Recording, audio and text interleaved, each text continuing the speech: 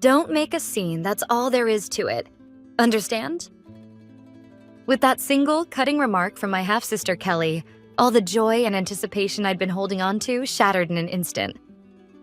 She had opened the door to my villa just a crack, peering out through the narrow gap with eyes as cold and empty as if she were looking at a pebble on the side of the road. Ironically, the state-of-the-art security chain I'd had installed for this very day, by a professional no less, now hung between us, protecting her. Understand what? Kelly, this isn't funny. Stop joking and open the door. It's snowing and my hands are full of luggage. I tried desperately to keep my voice from trembling.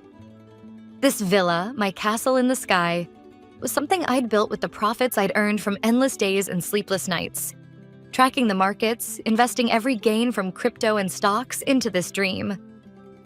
It's not a joke, I mean it, Kelly said, spitting out the words like poison. And then from behind the door came the sound of raucous laughter. My stepmother Diane and my other sister Hannah, and among them my father's gentle voice laughing along. So, they're all here already, huh? Kelly said nothing. Her blank face told me everything. It was obvious to her. Then why? You know how much I prepared for this day. The Wagyu roast beef, the Christmas cake from that famous pâtissier, everything. Kelly cut me off, and for the first time, her lips twisted ever so slightly. It was a smile, a hideous one, mingling pity and contempt. Thank you, really, for all the effort, and for paying for everything. We truly appreciate it. And then she said the words I'll never forget. I'm sorry, but this Christmas, we just want to spend it with our real family. The heavy door slammed shut. A sharp metallic click followed. Empty. That word didn't even begin to describe the dark wave rising from the pit of my stomach. Once again, was I only the one who pays? Memories from years ago replayed vividly in my mind, as if it had all happened yesterday. I remembered the day I ran into the living room, clutching my college acceptance letter. Dad, I did it! I got into my first choice university. My father's face lit up for a brief second, but when he glanced at Diane sitting beside him, his smile faded. That's wonderful, Lucy. But you know we've also got Kelly and Hannah, paying tuition for 3 private universities at once. It's tough, honestly. A few weeks later, he called me into his study and handed me a brochure. It was a guide for scholarship programs. You're smart. I'm sure you'll qualify. Why not try going to college on your own? It'll be a valuable experience. I believed his words. I studied like my life depended on it, passed the interviews, and earned the scholarship. But one day, just before graduation, I overheard my father and Diane talking. We finally finished paying off Kelly and Hannah's tuition. Honestly, it's true what they say. Girls are expensive. Yeah, thank goodness Lucy got that scholarship. That really helped us out. That was the moment I realized. I was the only one who had paid for her own education. While my sisters lived comfortably under our parents' care, I'd been left to carry the burden alone. My so-called valuable experience was nothing but a sacrifice made for them. Something inside me snapped. The sadness hardened into a cold, steel-like rage. Slowly, I took my phone out of my pocket. Without hesitation, I tapped the 3 digits on the screen. Emergency services. Police, fire, or medical? A calm operator's voice answered on the other end. I steadied my voice and spoke clearly. Police. There are several people unlawfully occupying my property and they've locked the rightful owner.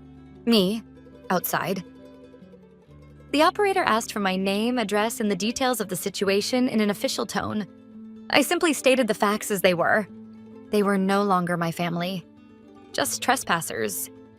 Do you have any proof of ownership? Yes, all the property documents, the electronic deed, and the purchase contract are stored on this smartphone. The operator listened, then replied briskly, Understood. We'll dispatch officers immediately. Please stay in your vehicle and keep yourself safe. The line went dead. I sank deep into the driver's seat of my car, staring blankly through the windshield at the snow falling harder and harder beyond the glass. On the dashboard sat a small Santa Claus figurine. My late mother had given it to me when I was a child. Every Christmas, we would display it together, a tiny, private tradition shared only between us. After Diane moved in, Santa stopped appearing in the living room. It was pushed aside, forgotten in a corner of my bedroom. And now that little figure was all I had left of my real family. I didn't even feel sadness anymore. How long had it been? Then, cutting through the muffled silence, came the sound of a siren, growing louder as it climbed the snowy road. Through the blur of white, I saw a police car slowly but firmly making its way up the drive. It stopped behind my vehicle. 2 officers stepped out, both broad-shouldered, their presence solid and reassuring. "You're Lucy, the one who was reported, correct? We received your report and were briefed in the car," said the older officer, his tone stern but not unkind. "First, we'll need to confirm ownership." I handed him my phone. The younger officer carefully scanned my ID and the digital deed with his verification device. "Confirmed? The property belongs to the caller." The older officer nodded gravely, turning his gaze toward the tightly shut front door. "This isn't a domestic dispute. It's a clear criminal case. We'll handle it from here." Knock, knock, knock. "Police, open the door." Silence. The laughter that had filled the house moments ago vanished completely. Then the door opened. Just a sliver, still chained. The man who appeared was Chris, Kelly's fiancé. His face froze when he saw the 2 officers standing outside. "Police, what's going on?" "The owner, Lucy, has filed a report. You are currently trespassing on her property. Everyone inside is to come out immediately." The officer's voice was calm, procedural, devoid of emotion, but each word drained the color from Chris's face. Moments later, Diane appeared from the living room, alarmed by the commotion. "What? Police?" "Chris, what is this about?"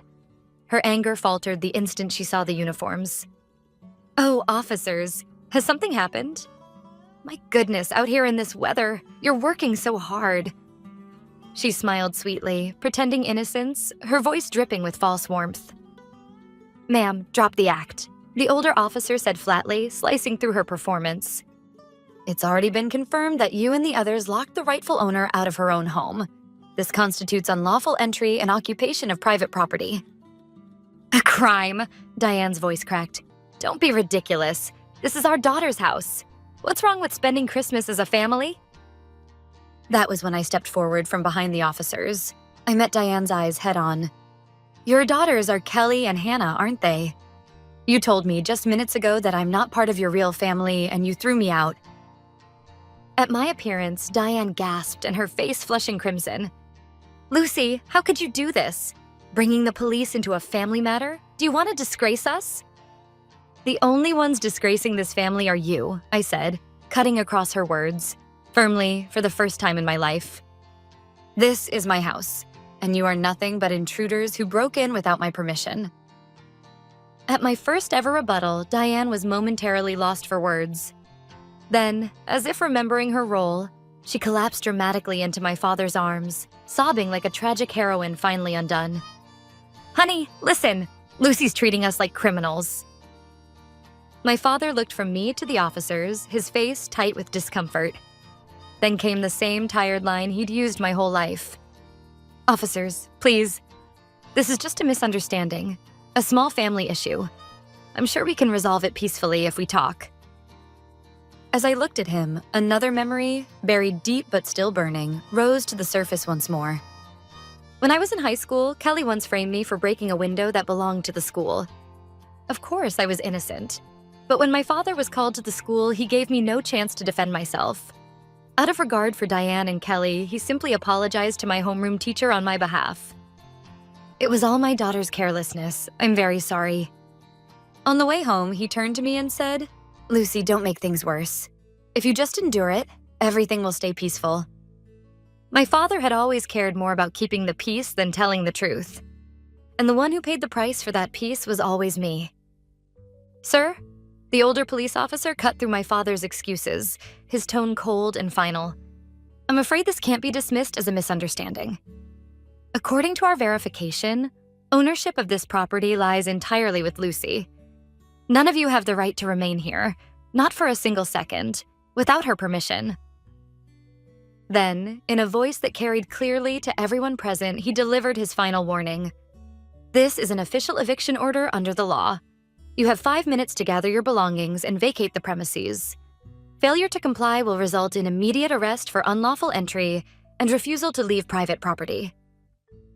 The word arrest struck the air like a blade, sharp and undeniable. The fiancé of my sisters turned pale and stumbled backward a few steps. It was written all over their faces. They wanted nothing more than to cut ties with this ridiculous family and disappear. Hannah crumpled to the floor, sobbing like a child. Only Diane still refused to accept reality, her mouth twisting as she tried to shout something back. But when the younger officer rested his hand on his holster and took a silent step forward, she understood. The perfect Christmas she had planned was collapsing in the worst possible way. The officer's deadline, 5 minutes, hung over them like the timer of some cruel game. Gone was their arrogance. They retreated quietly into the house. I stood there, arms folded, watching in silence. There was no anger left in me, no sadness, only emptiness and a cold, clear contempt. Inside, I could hear them moving about hastily. The living room I had decorated so carefully glowed with warmth, the fir tree glittering with golden lights, the fire crackling softly in the hearth, filling the room with gentle light. Beneath the tree was a small mountain of gifts, each one I had chosen over the past weeks while thinking tenderly of their faces. Now they hurried past them without a glance. Before 5 minutes had passed, they reappeared at the door with only the bare minimum of luggage in hand. Hannah, her eyes red and swollen, shot me a brief glare before quickly looking away and fleeing to her car with her fiancé. Kelly and Chris followed. As she passed me, Kelly muttered just loud enough for me to hear, "You'll regret this." But there was no power left in her voice. Finally, my father and Diane emerged. Diane's face was twisted with hatred, her lips murmuring curses under her breath, like some old witch casting spells. My father stopped in front of me, his shoulders sagging. "Lucy, I'm sorry, I never meant for it to turn out like this." His voice was faint, almost a whisper, but his words didn't reach me at all. "Dad, you've always been like this." My voice surprised even me, calm, level, almost detached. At my words, my father suddenly looked up, but he couldn't say a thing. Biting his lip in frustration, he let Diane take his arm and walked heavily toward their car. One by one, the 3 cars drove away, followed closely by the patrol car. I stood there, watching in silence until the red taillights vanished into the dark forest. Then, at last, stillness returned. I stepped slowly into my house, my fortress. Warm air wrapped around my frozen body. I took off my coat and began to walk through the rooms, ready to start cleaning up. As I walked through the living room, my eyes caught something wedged between the sofa cushions, a familiar smartphone. It belonged to Diane. She must have left in such a panic that she'd forgotten the one thing she treasured almost as much as her own life. Conveniently, it wasn't locked. I felt no guilt, no hesitation. Like a detective examining evidence, I opened her messaging app. And there it was, an abyss of text messages revealing a truth far uglier than I could have imagined. It was a group chat among Diane and her neighborhood friends. The conversation began the very night I had told my family about purchasing this villa. "Everyone, you won't believe it. That girl, Lucy, bragged about buying a huge mountain villa with her stock market windfall. It's absurd.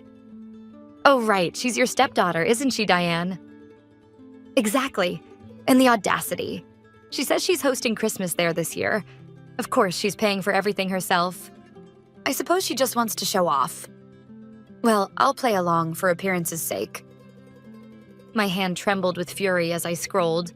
To her friends, she had painted me as the nouveau riche, uncultured girl who throws money around to impress, while casting herself as the gracious, long-suffering mother indulging a foolish child. Then I reached the final message, sent just hours before tonight's disaster. "We're heading to the villa now. Before Lucy arrives, of course. Once she's done preparing and paying for everything, I'll politely send her away. We deserve a real family Christmas without any outsiders. Merry Christmas, everyone." That was the truth. I locked the screen and placed the phone on the table. It wasn't just a forgotten possession. It was proof, undeniable evidence of their betrayal. I would never again let them trample on my life or my dignity. Quietly, but with absolute resolve, I made a vow. I will not let this house become a cursed place tainted by their filthy memories. I picked up the phone and dialed the number of the one person I could trust completely. "Hello, Lucy. Merry Christmas. How's the party going?" It was Allison, her voice bright and warm like sunlight through clouds. The moment I heard her, the tension inside me finally snapped, and I allowed myself to exhale. Allison, I'm just exhausted. She must have sensed everything. Her tone changed instantly. Serious, grounded. I told her everything.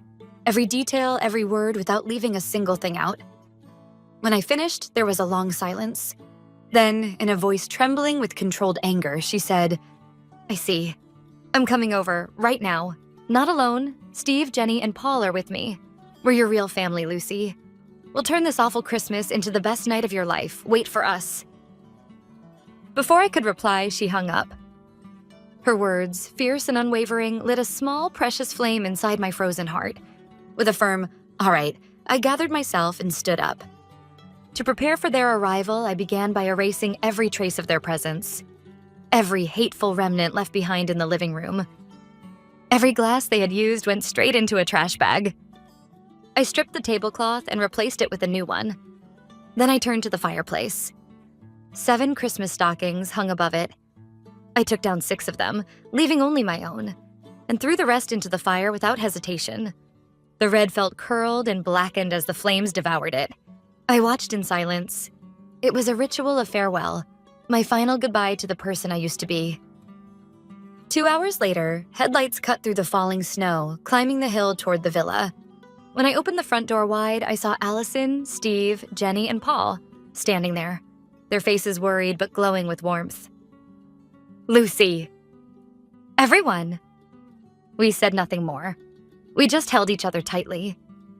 Soon, the table was filled with food and wine they had brought, and the house that had been dead silent only hours ago was alive again, filled with laughter, light, and music. The real Christmas had finally begun.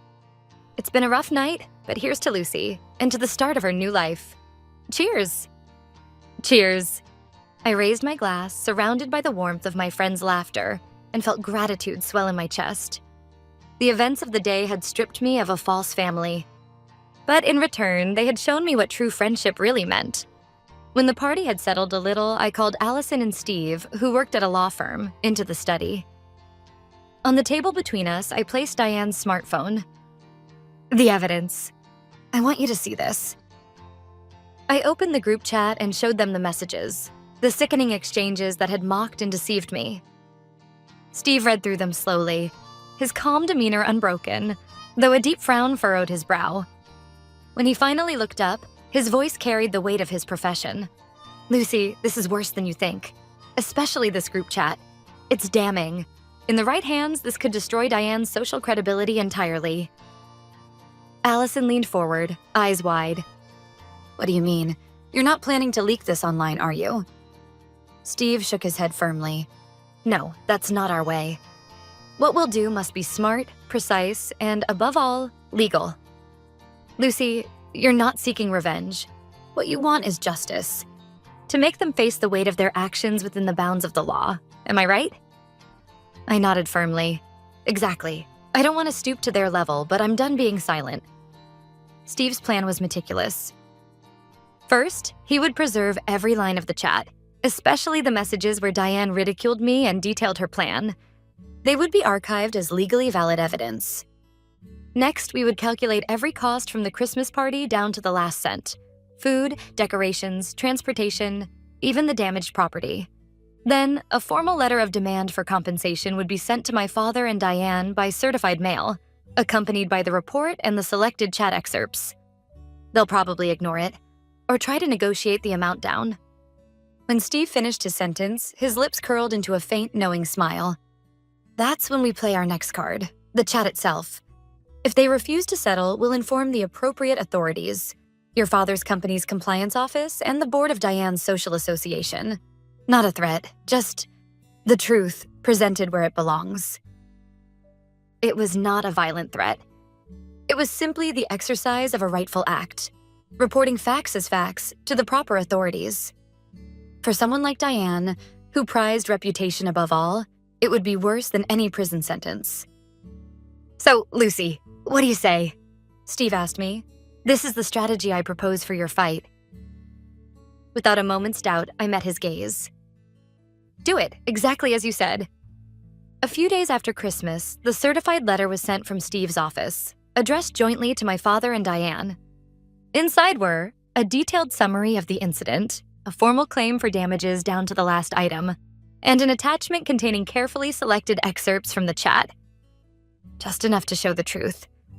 They were given 7 days to respond. During that week, I quietly put my affairs in order, with my friend's help. The villa was handed over to a reputable real estate firm, listed as a luxury rental for overseas clients. There was no longer any need for that place to be a place of family memories. When the 7 days passed, I found dozens of missed calls and voicemails from my father. His voice was trembling, drained of its usual authority. "Lucy, please, just talk to me. That letter, what's going on? Diane's beside herself." I listened to the message until the end, my heart cold and still. Then, without calling back, I dialed Steve. A few days later, I met them both again, my father and Diane, in a quiet conference room at Steve's firm. It had only been a few weeks since Christmas, yet they looked unrecognizable. Diane, still wrapped in her designer coat and jewelry, looked like a ghost beneath the paint. Her complexion ashen, dark shadows etched under her eyes. Her pride must have already been shattered. "Then, may I have your answer?" Steve's voice was calm, professional, mercilessly steady. My father trembled as he reached into his bag and took out an envelope. "The full amount you requested is here." But Diane cut him off, her voice sharp and desperate. "Wait, before you pay, let me say something, Lucy. Are you blackmailing us? If you make those messages public, you'll destroy yourself too. Don't you see that?" Steve didn't so much as blink. "You misunderstand, ma'am. There is no blackmail here. We are simply informing you of the legal options available to us should you refuse a legitimate claim. For example, your husband's company is publicly listed, isn't it? I wonder how shareholders might react if they learned that the family of a corporate executive was engaged in conduct that borders on harassment and fraud." At those words, my father gasped, and Diane's face turned pale as she fell silent. Everything was finally over. My father placed the envelope on the table with a trembling hand and apologized deeply. Diane followed suit, stiff and silent. I stood up without ever looking at them. At the door, I turned only once, just enough to whisper the last word I would ever say to them. "Goodbye." From the law office, I went straight to a phone shop. Without hesitation, I changed my number, the same number I'd had for over a decade. My father, Diane, and my sisters, none of them exist in my life anymore. Cutting off all means of contact was the final ritual to bid farewell to my former self. Days later, Steve forwarded me a signed document from my father and Diane, a notarized statement confirming full payment of damages and a legally binding promise never to contact me again. Just one piece of paper. And yet it felt as though the weight of the world had been lifted from my shoulders. By the time winter gave way to spring, my life had found its new rhythm. The villa, once a monument to false family unity, was now leased long-term to an executive from an overseas tech firm. It had become what it was always meant to be, a solid foundation for my future, not a prison for my past. One evening, as I returned home from work, I noticed a familiar figure standing by the gate of my apartment. Slumped, smaller than I remembered. It was my father. "Lucy." His voice was barely a whisper. We sat in a quiet cafe nearby. He clasped his hands on the table and stared down at them for a long time, before finally looking up, tears glistening in his tired eyes. "I'm so sorry for everything. That day, I should have protected you. I failed you as a father." I looked at him, my tone level, distant. "Why now?" At my cold question, my father weakly shook his head. It was all because of my weakness. I was afraid to stand up to Diane. But that day, when I lost you, I finally realized what it was I should have been protecting all along. I listened to my father's words in silence. "I won't ask you to forgive me, but please believe this. I truly regret what I've done."